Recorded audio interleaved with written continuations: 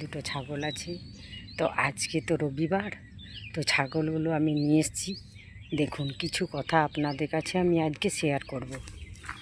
দেখুন, এই ছাগলগুলো এই নিম গাছের ছাওয়াতে চড়ছে, আর আমিও এই নিম গাছের ছাওয়াতে বসে আছি। আজকে তোমাদের কাছে কিছু কথা শেয়ার করব।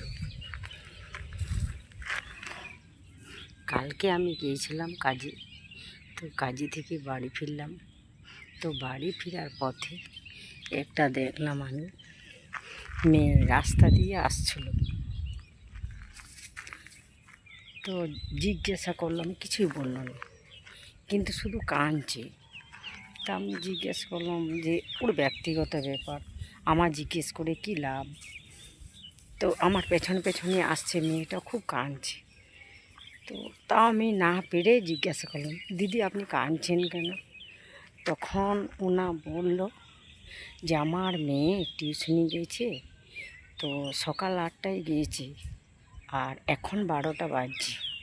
তো আমি 12টার সময় ঘর আসছিলাম, তো রাস্তাতে মেয়েটা পেছনে পেছনে আসছিল। তো পেছনে পেছনে আসছিল, আর আমি জিজ্ঞাসা করলাম, দিদি কে হয়েছে বলুন না, কী হয়েছে বলুন না। তখন ও বলার একটা শক্তিও নাই যে আমাকে কথাটা বলবে। তো আমি চুপ করেই রইলাম। তা আমার পেছনে পেছনে আসছে মেয়েটা, কাঁদছে খুব।